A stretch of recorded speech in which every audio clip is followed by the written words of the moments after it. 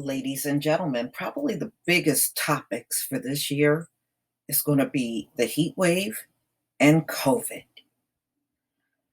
So, this came out on Vox July 10th, 2020. Why extreme heat is so alarming for the fight against COVID 19, which they said it was going to be gone. Remember all of the high IQ people and their opinions that nobody ever wants told us that we would have, you know, less COVID during the summer. Never let them forget this. They put this out there.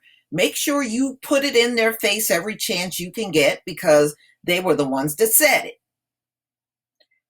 So, ladies and gentlemen, let's get to this story. A heat wave is baking much of the US this week, with some of the highest temperatures forecast in the southwestern states, battling some of the most troubling coronavirus outbreaks in the country. Arizona, for instance, which is a lot of desert, is currently suffering from one of the worst outbreaks of COVID-19 with the highest daily reported cases per capita in the country. Meanwhile, Phoenix hit a high of 109 degrees Fahrenheit within recent weeks, and the National Weather Service issued an excessive heat warning for the region throughout the weekend. Parts of Texas are also experiencing extreme heat, with temperatures rising into triple digits in cities like El Paso. The COVID-19 outbreak in the state has also worsened in recent weeks, with more than 10,000 new cases reported on Tuesday, beating a previous record. These states are among those that began relaxing some of their pandemic control restrictions, like closing non-essential businesses before infection rate had a chance to decline. Now the number of new infections and hospitalizations has surged. Governors of these states have reimposed some measures and implemented new ones like mandatory face masks. However, the combination of extreme heat and a fast-spreading virus in the Sun Belt is now creating a new set of problems that could undermine efforts to control COVID-19, from hampering surge capacity plans for hospitals to increase people's likelihood of getting exposed to the virus while sheltering indoors from the heat. Heat can make things harder. And the temperatures are poised to rise even higher in the Southwest in the future due to factors like urban heat island effect and climate change. But there are always, they're saying these risks will be there no matter what, they will be there. In particular, tactics like increasing ventilation reduces the likelihood of transmitting the infection indoors. These measures will be key to making schools, offices, and public spaces safe enough to reopen. The many ways that extreme heat can worsen COVID-19 risk.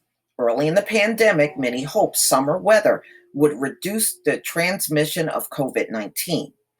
Based on patterns with past coronavirus, some scientists suggest the factors like ultraviolet light on sunny days, humidity, and heat could potentially reduce the spread of COVID-19 by impairing the virus itself. But the evidence from the United States and other parts of the world shows warmer temperatures have done little to curb the rise in new cases. Somebody over on this channel said that long before today. I wonder who that was. Y'all let me know down in the comment section who that was that said the heat wasn't going to do anything to the virus months ago. Let's move on. In the context of this escalating pandemic, weather is pretty far down on the list of things that influence spread. Catherine Ellison, an assistant professor of epidemiology at the University of Arizona in an email. However, there are several indirect ways that extreme heat can alter how COVID moves through a population and potentially worsen the outbreak. People spending more time outdoors. When the temperatures get searingly hot, people spend more time in enclosed spaces, which presents the greatest opportunity for infection if the virus is present. I'm actually worried about indoor transmission, said Davidson Hammer, a professor at the Global Health and Medicine at Boston University. It's so hot in the Southwest US that people are not outside. They are being driven inside. So then you have all the issues of aerosol transmission and recycled air, a lot of which honestly we don't fully understand. And that's really key in what this man said. They don't understand this virus, y'all. This is still new to the US. They don't have this thing down. They don't know what it's going to do. For a state like Arizona, it can be difficult to go outside at all for days at a time, but it's not clear yet whether this will rise or lower the transmission rate of COVID. Most of us are indoors, and that in some ways is good because it encourages people to stay home. But in some ways, it is very challenging because people want to go and be around others. If the heat keeps people isolated, that should slow the pandemic. However, if parks and open air cafes are uncomfortable in the heat, people are likely to hop from one air conditioned space to another, from a house to a car to a store to a restaurant, and so on. That's why infection risk can remain high if people are frequently in groups, even small ones. I think people assume, oh, I'm not a 50-person spin class inside. I'm having a few people over. That's not as risky. We focus solely on large gatherings that can be a poor communication strategy. So another key concern is that with so many people infected now, there may be a rise in new COVID-19 infections within households as people shut doors and windows and switch on the AC.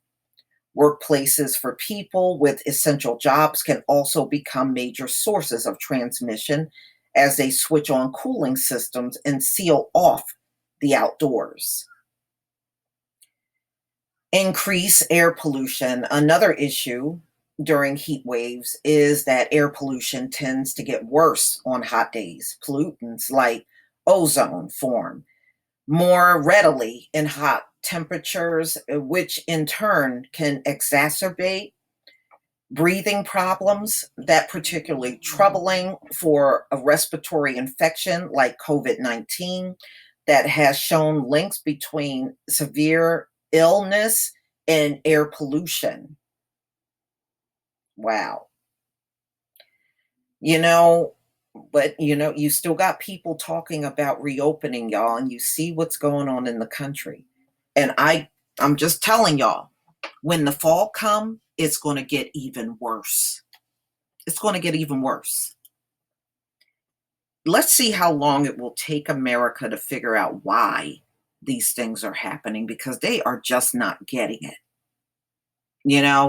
And hey, they're the leaders, right? They are the ones with the high IQs. They're the ones that know it all. Although we are seeing worldwide, you know nothing, but this is what you put out there about yourself. And there is no fix in sight. How do you come up with a vaccine when you don't even understand this virus? And the fact that you said this thing would diminish in the summer, and we see it's not happening during a heat wave, tells me There is no possible way you're going to be able to create a sufficient vaccine and you still have no clear understanding about how this virus works. Period. You just don't know. Ladies and gentlemen, please tell me what you think. Please leave your comment and subscribe. Don't forget to hit on the notification bell, and I'll see you on the next video. Peace, family.